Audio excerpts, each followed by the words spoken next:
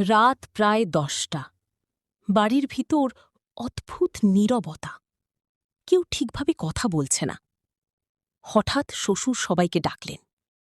আজ আমি তোদের সবাইকে একসাথে ডেকেছি কারণ অনেক দিন ধরে একটা জিনিস আমার ভিতরটা জ্বালিয়ে দিচ্ছে। আমি এই বাড়ির পরিবেশ একদম চিনতে পারছি না। আগে এই বাড়িতে আমার কথার দাম ছিল, আমার সিদ্ধান্ত শেষ কথা ছিল।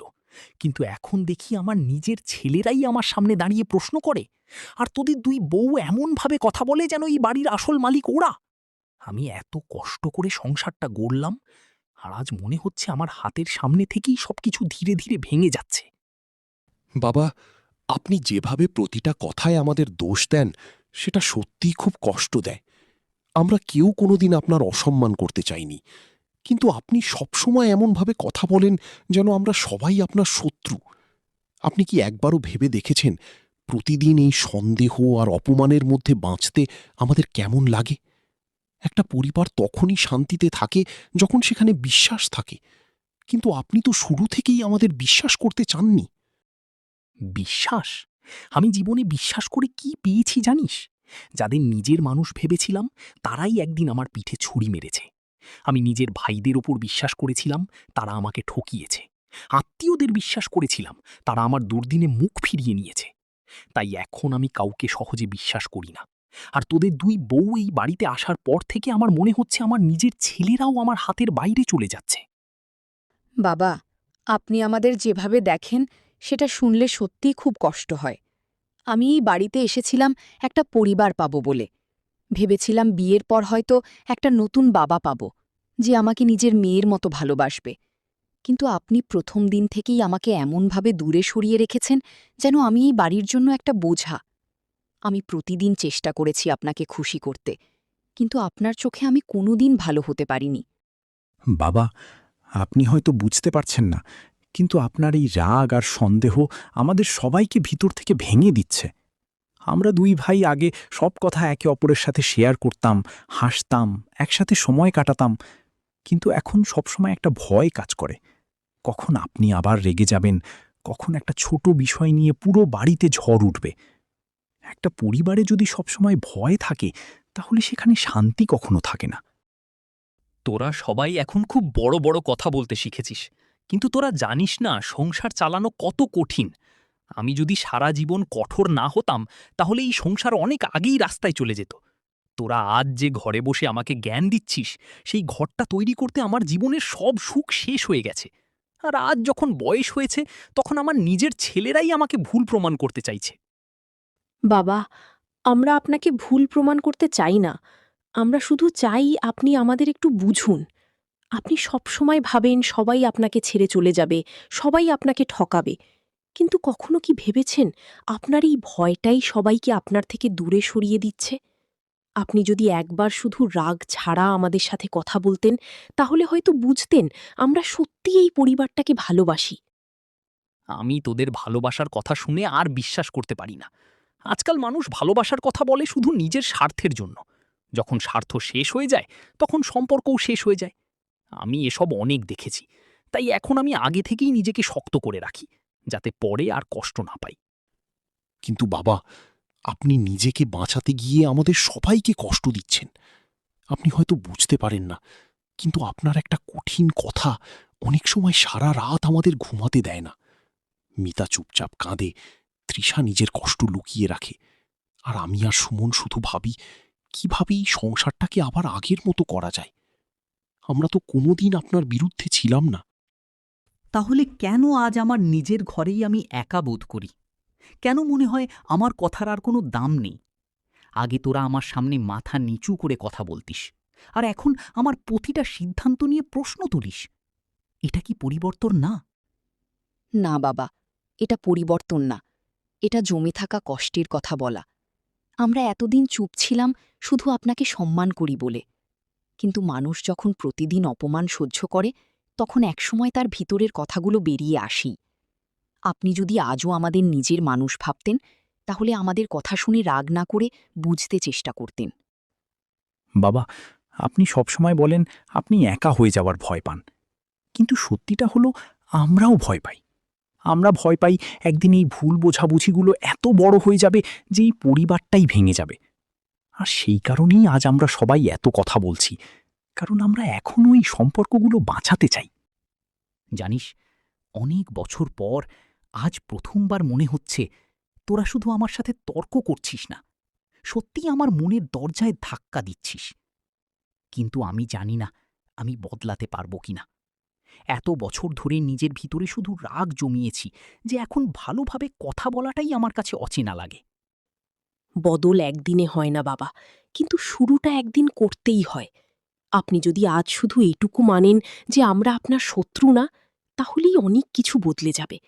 কারণ একটা পরিবার ভাঙতে খুব কম সময় লাগে, কিন্তু জোড়া লাগাতে লাগে সাহস, আর সেই সাহসটা আজ আপনাকেই দেখাতে হবে। হঠাৎ বাইরে দরজায় জোরে ধাক্কার শব্দ হল। সবাই চমকে উঠল। এত রাতে আবার কি এলো? এই সময় কেউ দরজায় এইভাবে ধাক্কা দেয় কেন?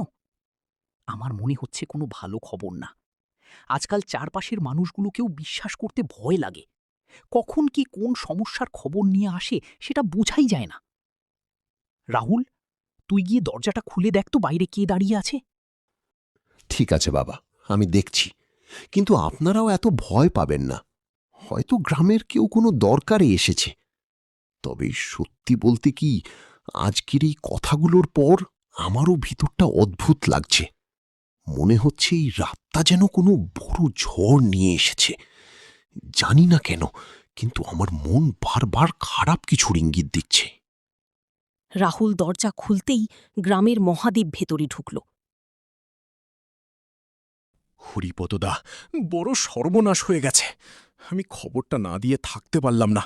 গ্রামের লোকজন সবাই এই নিয়েই কথা বলছে, তাই ভাবলাম যত রাতই হোক আপনাদের জানানো দরকার। কারণ ব্যাপারটা শুধু জমি বা টাকার না, এটা পুরো পরিবারের সম্মানের ব্যাপার হয়ে দাঁড়াতে পারে। কি হয়েছে সেটা পরিষ্কার করে বল।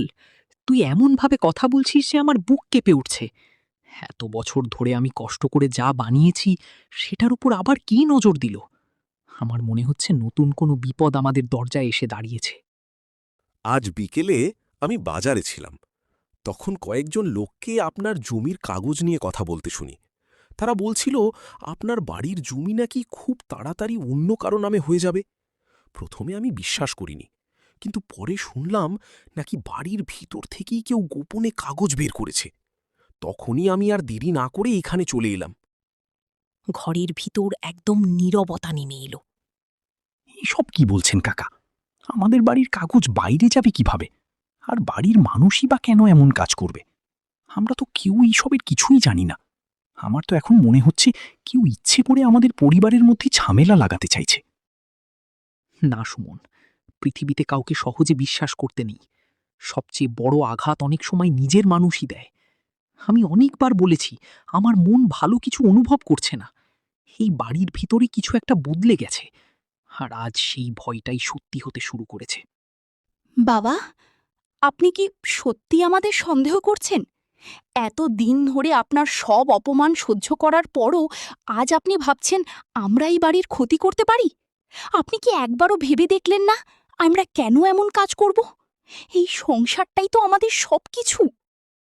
আমি এখন কাউকে বিশ্বাস করতে পারছি না, কারণ এই পৃথিবীতে মানুষের আসল রূপ কখন বেরিয়ে আসে সেটা বোঝা যায় না। বাইরে থেকে সবাই ভালোবাসার কথা বলে, কিন্তু ভিতরে ভিতরে নিজের স্বার্থ দেখে।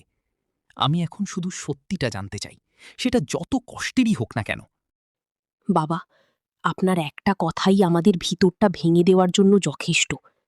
আমরা এতদিন ধরে শুধু আপনার স্বীকৃতির জন্য অপেক্ষা করেছি, আর আজ আপনি আমাদের চোরের মতো সন্দেহ করছেন। সত্যি বলছি, এর থেকে বড় অপমান আর কিছু হতে পারে না। বাবা, আপনি আজ সীমা পার করে যাচ্ছেন। কোনো প্রমাণ ছাড়া আপনি বারবার আমার স্ত্রীদের অপমান করছেন। এতদিন আমরা চুপ ছিলাম কারণ আপনি আমাদের বাবা, কিন্তু তার মানে এই না যে আপনি যা খুশি বলবেন আর আমরা মাথা নিচু করে সব মেনে নেব। তাহলে কি করবি তুই? আমার মুখ বন্ধ করে দিবি? এই বাড়ি আমি গড়েছি। এখানে কে থাকবে আর কে থাকবে না সেটা ঠিক করার অধিকার আমার আছে। আমি যদি আজ সন্দেহ করি তাহলে তার কারণ আছে। আমার অভিজ্ঞতা আমাকে কখনো ভুল শেখায়নি। দাদা ঠিকই বলছে বাবা। আপনি রাগের মাথায় এমন কিছু বলছেন যেটা পরে আপনাকেই কষ্ট দেবে। একটা অভিযোগ করার আগে অন্তত একবার ভাবা উচিত, কারণ বিশ্বাস ভাঙতে 1 মিনিট লাগে, কিন্তু সেই বিশ্বাস আবার ফিরতে অনেক বছর লেগে যায়। আমি একটা কথা বলবো হরিপদদা, গ্রামের লোকজন শুধু এটুকুই বলছে না, তারা আরও বলছে কয়েকদিন আগে নাকি আপনার বাড়ির আশেপাশে এক অচেনা লোককে ঘোরাঘুরি করতে দেখা গেছে। সেই লোক বারবার জমির কথা জিজ্ঞেস করছিল। তাই আমার মনে হচ্ছে ব্যাপারটা অনেক গভীর। দেখলি তোরা, আমি এমনি এমনি ভয় পাই না। এতদিন ধরে যা অনুভব করছিলাম আজ সেটা সত্যি হতে শুরু করেছে। আমি জানি না এই বাড়ির ভিতরে কি সত্যি আর কি মিথ্যে, কিন্তু একটা কথা পরিষ্কার, আজ থেকে এই বাড়িতে কেউ কাউকে চোখ বন্ধ করে বিশ্বাস করবে না। তাহলে শুনে রাখুন বাবা, যেখানে প্রতিটা মুহূর্তে সন্দেহ আর অপমান থাকে, সেখানে ভালোবাসা বাঁচে না। আপনি যদি আজও আমাদের নিজের মানুষ ভাবতে না পারেন, তাহলে হয়তো একদিন সত্যি আমরা এই বাড়ি ছেড়ে চলে যাব, কারণ প্রতিদিন নিজের সম্মান হারিয়ে বেঁচে থাকা খুব কঠিন। যদি যেতে ইচ্ছা করে তাহলে দরজা খোলা আছে, আমি কাউকে জোর করে আটকে রাখব না, কিন্তু সত্যিটা বের না হওয়া পর্যন্ত আমি কাউকে বিশ্বাসও করব না। আজ থেকে এই বাড়ির প্রতিটা মানুষ আমার নজরের মধ্যে থাকবে। ঠিক তখনই বাইরে হঠাৎ একটা মহিলার চিৎকার শোনা গেল, বাঁচাও, কেউ বাঁচাও! সবাই ভয় পেয়ে একে অপরের দিকে তাকালো। বাইরে চিৎকার শুনে সবাই দৌড়ে বেরিয়ে গেল। দেখল পাশের বাড়ির বৃদ্ধা কাঁপতে কাঁপতে দাঁড়িয়ে আছেন। হরিপদ, তাড়াতাড়ি চল, তোমাদের পুরনো গুদামের পাশে একটা লোক লুকিয়েছিল। গ্রামের কয়েকজন তাকে ধরতে গিয়েছিল, কিন্তু সে পালিয়ে গেছে। পালানোর সময় তার হাত থেকে কিছু কাগজ পড়ে গেছে।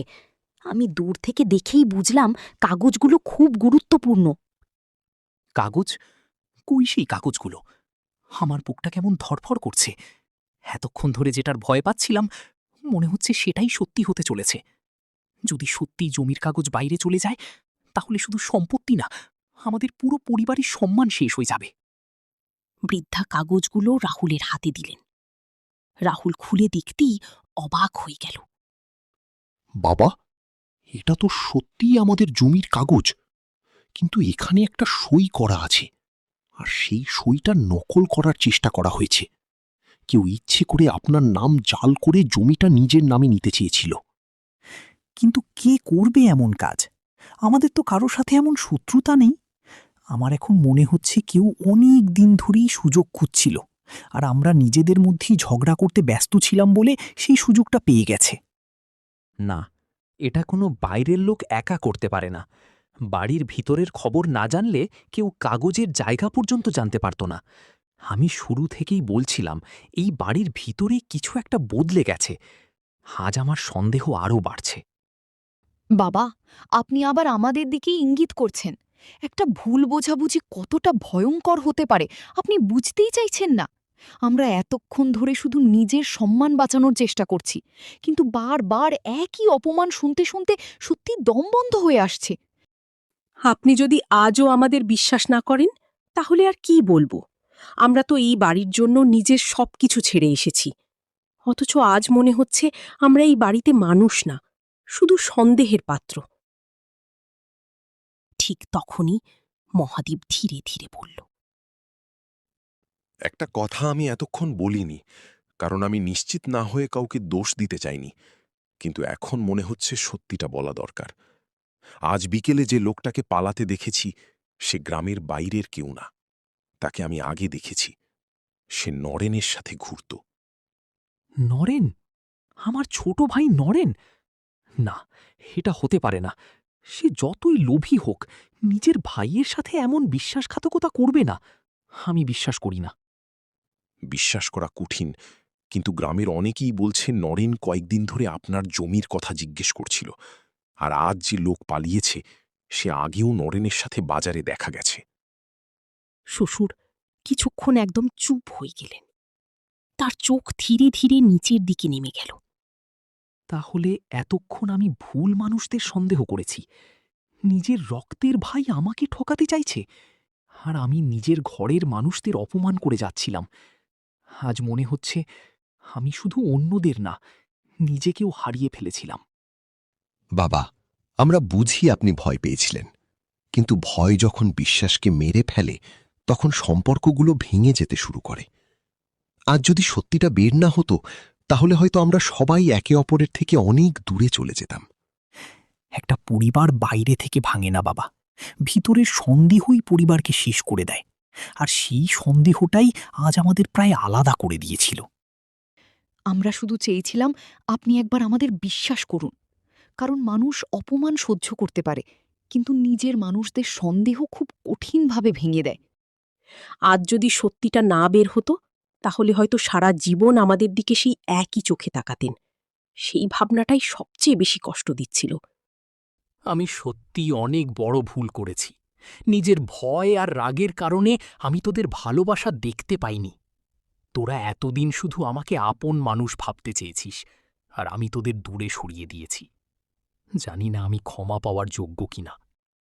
বাবা, সম্পর্ক তখনই শেষ হয়ে যায় যখন কেউ নিজের ভুল বুঝেও বদলাতে চায় না। আপনি আজ নিজের ভুল বুঝেছেন, এটাই সবচেয়ে বড় কথা।